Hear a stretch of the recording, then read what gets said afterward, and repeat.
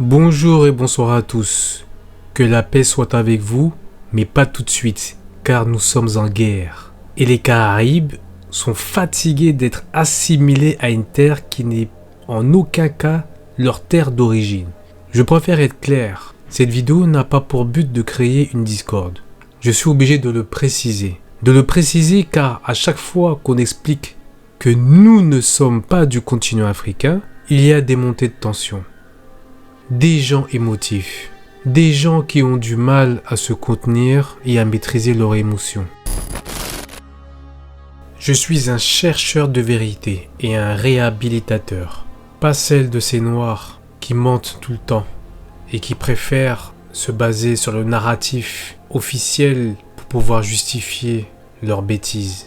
Car eux, ces noirs, sont sombres et malfaisants. Ces caucasiens, comme dit mon ami Lamine. Il faut savoir une chose, il n'y a pas de communauté noire. D'ailleurs, pour parler de communauté noire, certains d'entre eux s'arrogent le droit d'avoir la parole divine en ce qui concerne l'histoire des mélanodermes.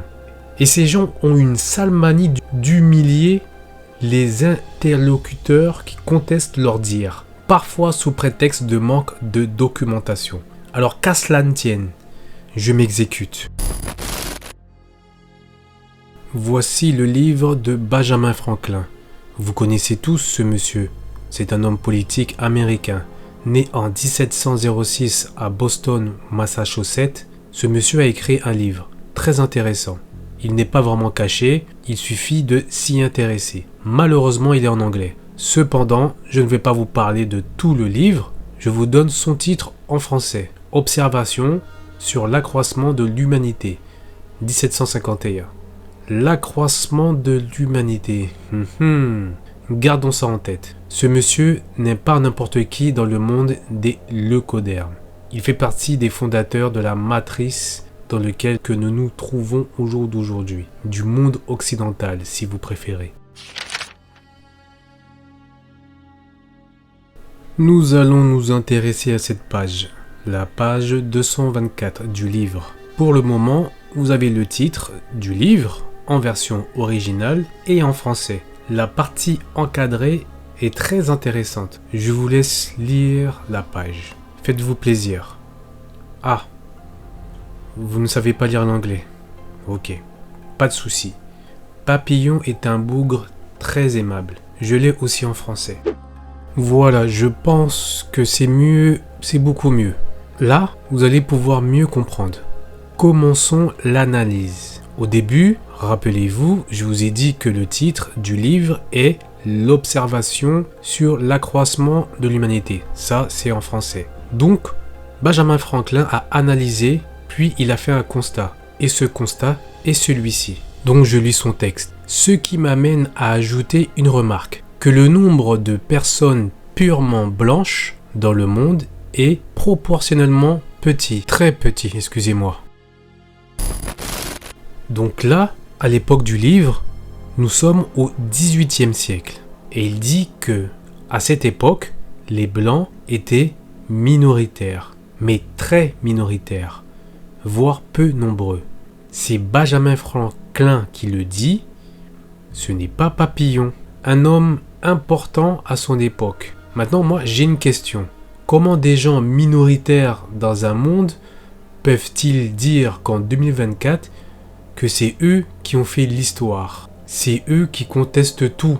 C'est eux qui ont tout fait. Cela s'appelle l'ego leucodermique. C'est eux les grands bâtisseurs de ce monde. Et si ils sont peu nombreux, on peut se poser la question, c'est qu'ils sont arrivés récemment, surtout par rapport au XVIIIe siècle. Quand je vous dis que ce monde occidental est une farce, un mensonge, ce n'est pas de l'humour. Je continue. Reprenons. Les leucodermes, donc, sont peu nombreux au XVIIIe siècle. Maintenant, il parle des autres populations. Je cite. Toute l'Afrique est noire ou fauve. On va s'arrêter là. Noir, c'est ceci. Et fauve, c'est cela.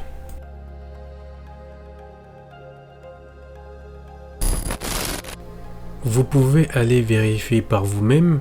Pour la couleur fauve, vous constaterez qu'elle est multiple. C'est une sorte de couleur marron avec différentes variantes, qui peut aller du plus foncé au plus clair, comme le cuivre par exemple, qui se dit copper en anglais. Et ceux qui ont la couleur fauve sont des mélanodermes, communément appelés aujourd'hui noirs, alors qu'ils ne sont pas du tout noirs.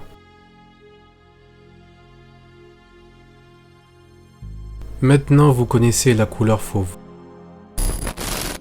Je continue. L'Asie est principalement fauve. Vous connaissez la couleur fauve, je le rappelle.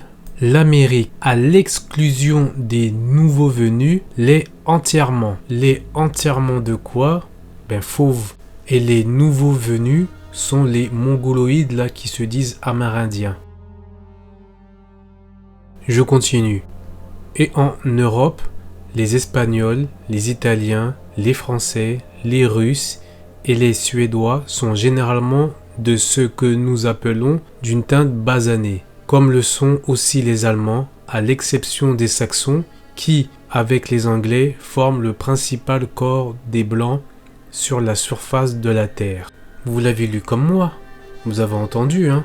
Je répète, en Europe, les Espagnols, les Italiens, les Français, les Russes, les Suédois sont généralement de ce qu'on appelle un teint basané. Basané, pas les blonds aux yeux bleus que nous voyons là dans les films vikings, basané. Et je vous laisse aller vérifier c'est quoi une teinte basanée qui se rapproche, c'est exactement pareil que fauve en réalité. Marron qui va du plus foncé au plus clair.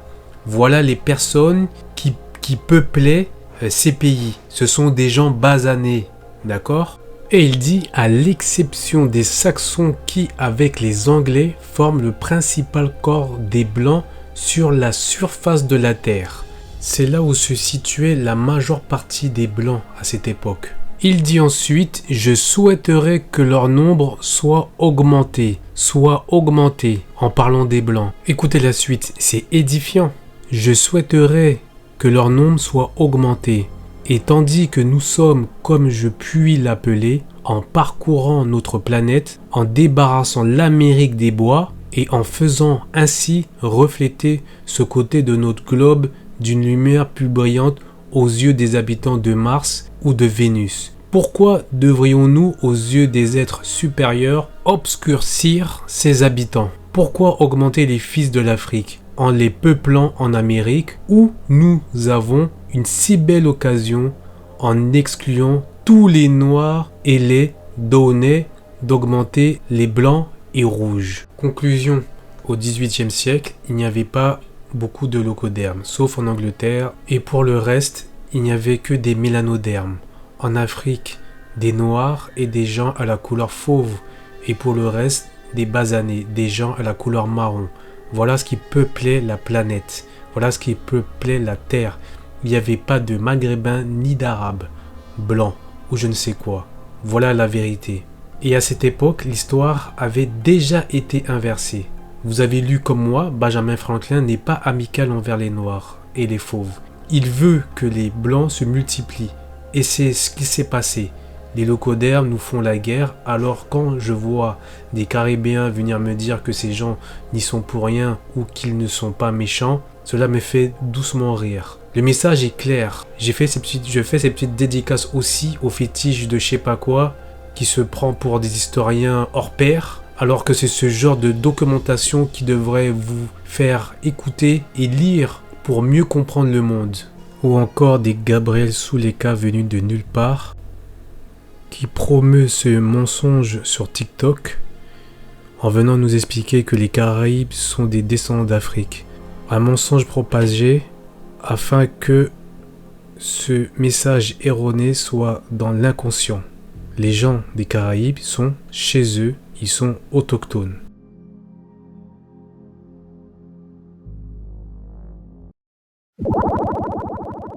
I'll be back. I'll be back. I'll be back.